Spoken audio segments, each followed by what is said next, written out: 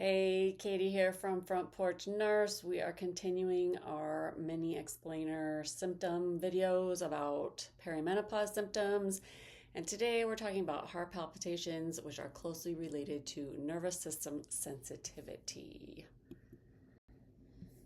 So, heart palpitations freak you out. They can just be super scary. And your heart normally feels like it's just trucking along. You don't really feel it beating.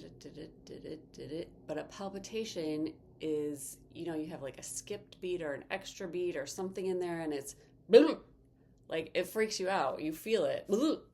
And your first thought, my first thought, is this a heart attack? So if that's your first thought, also, you're not alone. This is super common, very common in early perimenopause because of our estrogen changes.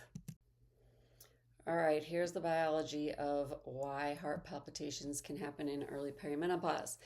Estrogen helps stabilize our autonomic nervous system. If that is not familiar to you, the autonomic nervous system is what tells our body to do stuff without us having to think about it. So your heart beating moment to moment to moment, that's thanks to the autonomic nervous system. Breathing, same thing. And it would just really suck if we had to think about breathing every breath or think about our heart beating. We would just never be able to do anything else. So, especially when we need to know what's for dinner or like who needs to go where. Anyways, the autonomic nervous system regulates our heart rate, our breathing, our blood pressure, and that stress response, which is the fight, flight, or freeze. Now, estrogen, is a stabilizer and buffer. The estrogen hormone typically makes the changes in the autonomic nervous system feel a little bit easier. But when our estrogen is spiking and crashing like it does in perimenopause,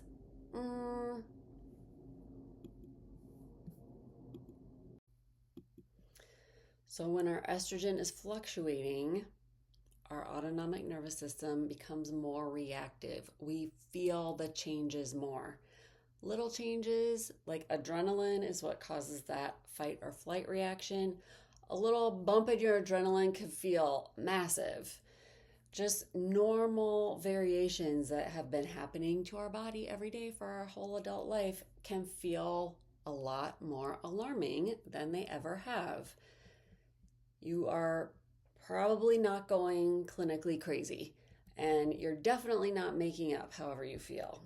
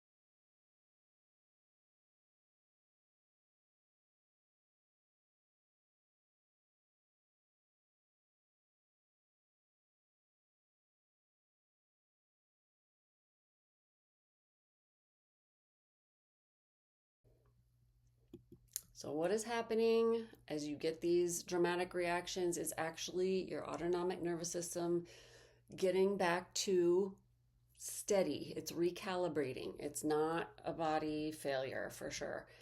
And just because your autonomic nervous system is a little bit more sensitive, it does not mean it's weak, doesn't mean it's wearing out, doesn't mean it's not doing what it's supposed to do. It's actually doing exactly what it's supposed to do, which is reacting more strongly because you don't have that buffer of the estrogen like you did before.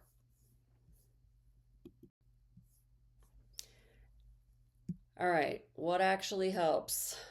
So this is a little bit different than some of the other symptoms that we've talked about because this is a lot about our nervous system. And although you may hear things about your nervous system out in the general media, the goal is kind of to calm down, but that's not a long-term goal. That might be a goal in the moment. Maybe if you're feeling really nervous after you feel that palpitation, maybe you want to just kind of take a second. But the ultimate long-term goal is to help our nervous system be more predictable. And doing that, there's a few things that we can do consciously that help influence that unconscious activity of our autonomic nervous system. So breathing with longer exhales. I know I've said this one before, but this is interesting because it consciously activates your parasympathetic, which is a part of your nervous system that's the soothing and calming side.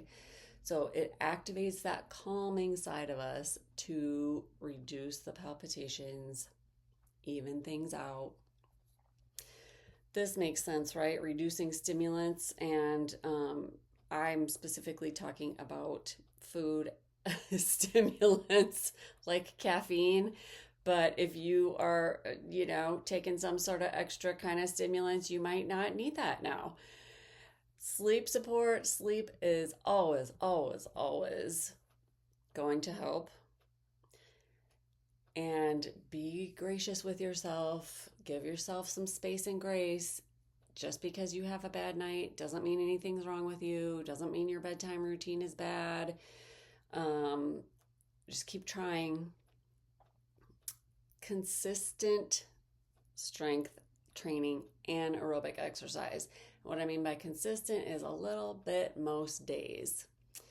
That actually does improve our autonomic nervous system balance over time. So if you happen to already be an exerciser, that should help. If you don't happen to be, then you might want to give that a go. And just knowing that this is a normal perimenopause symptom might help you feel better. I hope it helps you feel better. It happens to a lot of women, because the second that we get afraid, right, that amplifies all of it, makes the palpitations worse, makes us more anxious, and then we have a vicious cycle going on. So I hope that knowing you are normal helps.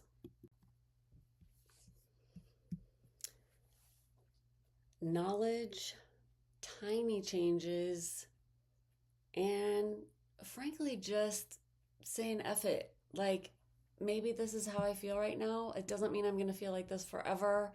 And how am I going to, instead of how am I going to change for perimenopause, how is perimenopause going to let me be more of myself? I designed this method, this process. It's called the 802H health span method. You'll see if you can do the math here, because your health span is twice as important as your 401k. If you forgot what health span was, it's the number of years you can live functionally and do what you want to do.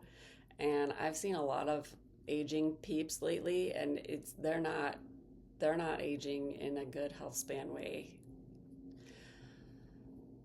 The best way to get more information from me is to get on my email list. So there's a link in the video description, and I would love to see you here again. Definitely comment and email with questions, and I will see you soon.